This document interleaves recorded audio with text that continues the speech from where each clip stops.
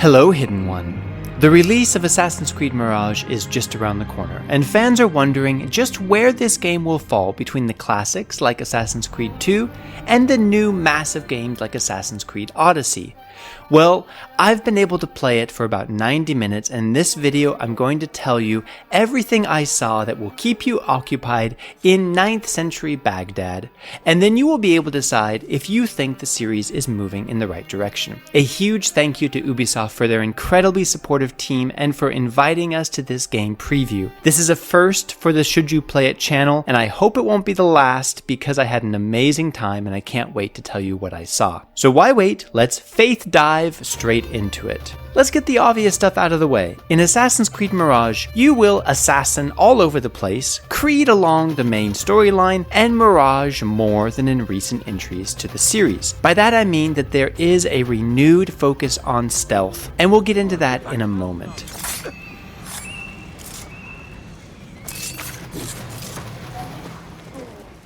Of course, there's also a heavy dose of parkour with a style and panache that feels like a return to Assassin's Creed 2. However, fans who are hoping for a complete revamp of the parkour system might be disappointed, as it is still mostly press X to parkour. As a daring and experienced street thief, I guess the main character Basim doesn't need much more instruction than that. The rewards of parkouring around like a hyperactive monkey are quick escapes from the ever-present guards, opportunity to loot every basket in sight,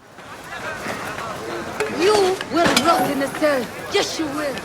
and of course, synchronization points. These are nothing new, but the views over Baghdad make climbing these towers as irresistible as ever. And the view makes one thing very clear: even if Ubisoft is streamlining the style, this map is still massive, and a big part of my playtime will be exploring for the sake of exploration. The map is dominated by the expansive round city, full of secret alleyways, bazaars, rooftop terraces, beautiful mosques, workshops, ports, impressive fortifications, and so much more. I think one of my favorite things is just going to be living in this fascinating city during this fascinating time. The city felt like everything I was hoping for, and it's clear that Ubisoft has put its usual attention to historical detail. And as if to prove my point, there are historical points of interest and educational information integrated into many points of the game.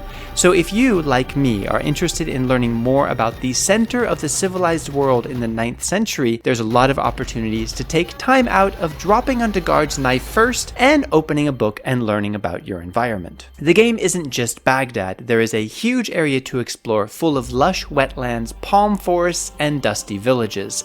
Something tells me that this landscape will be full of bandits, beauty, and adventures. So let's move on to things that aren't in every single Assassin's Creed game, to things in Assassin's Creed Mirage that appear in only some of the previous entries in the series. The plan is simple.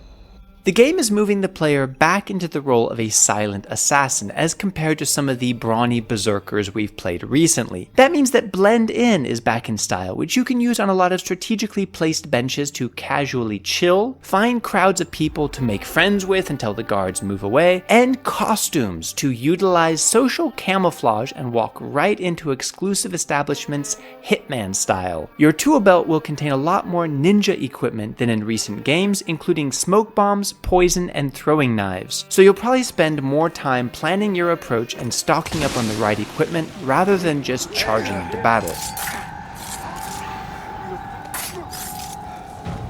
When things go bad, you'll need a quick getaway, so let's talk about mounts. I'm very excited to say that you can hijack a camel in this game, 100% Grand Theft Camel style. I'm a bit disappointed by the lack of speed and maneuverability of these humpy creatures, but hey, something you might not know about me is that I've spent too much time on the back of a real camel, and it's obvious that Ubisoft is sticking with historical accuracy, or biological accuracy.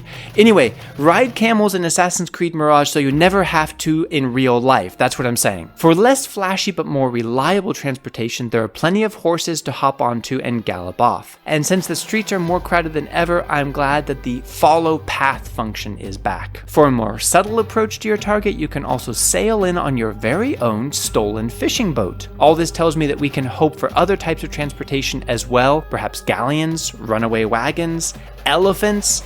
Is this finally the game where we get to ride a river crocodile? But I didn't see any of those, so we'll have to wait and see. In Assassin's Creed Mirage, Ubisoft has said that they're stepping away from the massive open-world 100-plus hour role-playing experience and putting more emphasis on the main story, which should take 20 to 25 hours to complete in Assassin's Creed Mirage. But that doesn't mean that there aren't other things to do, and far from it. You'll be able to pick up side quests around every corner, from helping street children in 2-minute quests.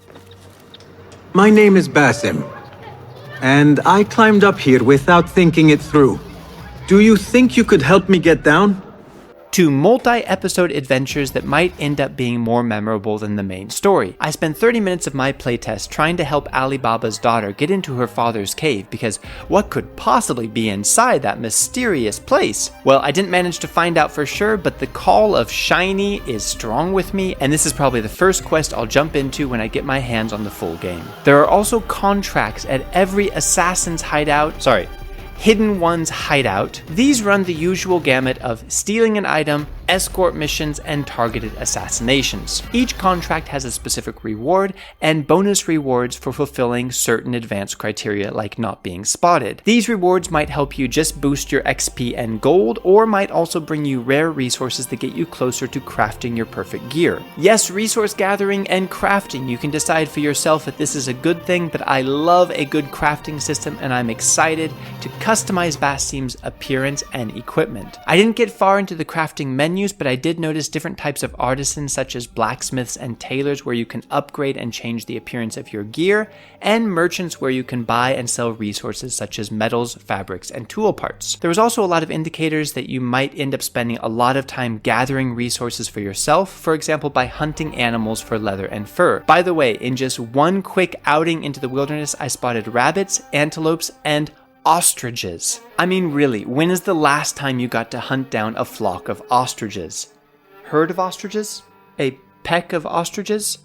It doesn't matter, it looks like a lot of fun. Finally, it seems that you'll be spending more time with your Sherlock Holmes hat on as you gather clues on various cases. Yes, they are called cases, which slowly intertwine and reveal the nefarious puppet master pulling all the strings in Baghdad. At least I have to assume it's nefarious, because we sure are killing a lot of people if it's just to stop a plot that is problematic or morally ambiguous. But I didn't get to gather many clues in my 90 minutes of playtime, so I'm still in the dark and eagerly awaiting the chance to shine more light on the story, one clue and stealthy stabbing at a time. What do you think you'll enjoy most in Assassin's Creed Mirage? And do you think that the series is going in the right direction? Subscribe for more videos about the game, other new releases, and full reviews of the free games from the Epic Games Store every single week. See you next time.